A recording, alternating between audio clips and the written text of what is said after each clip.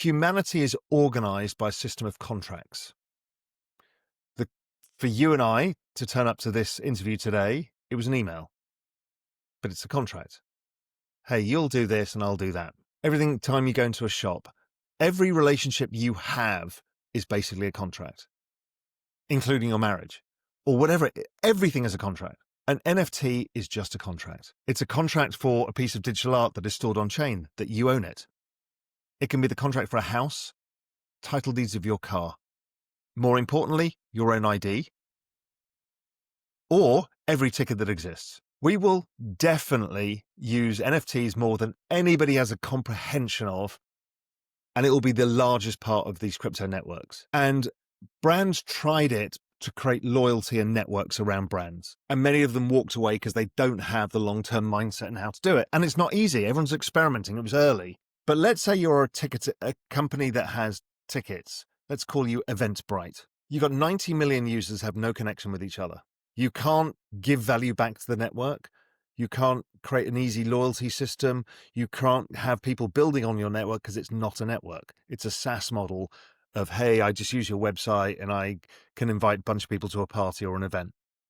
Now, if you tokenize that, each one of those events becomes an NFT.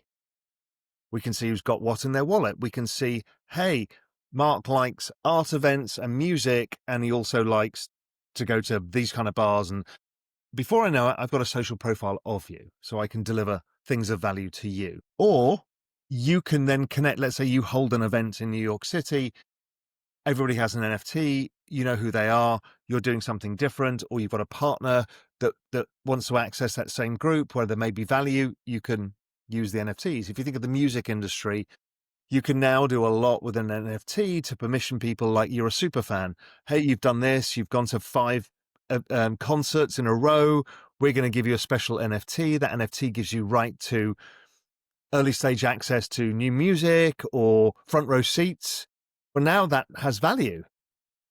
And you can either cash in the value yourself by using it, or you can sell it to somebody else. So you've spent 10 years being a Taylor Swift fan. Your NFT might be worth $25,000, $30,000 because you've been a super fan, but now you're kind of grown up and you don't like Taylor Swift anymore. You can sell it to somebody else and they get those rights. So you create super brand loyalty. You create a much better cohesion layer of social graphs on the internet. So brands don't realize it yet, but this is where everything will go. And it surprised me how slow it's been. But it will happen at scale. Mm-hmm. And that's where things like Sui come in again, because the scale of which they can do this is almost unprecedented. Solana's pretty good for it as well.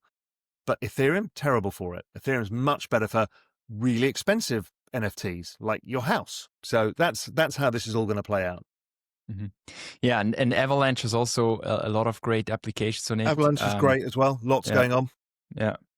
Super interesting. Several, just because I use those. I mean, there's several blockchains, but not that many that are doing these kind of things at scale with great technology.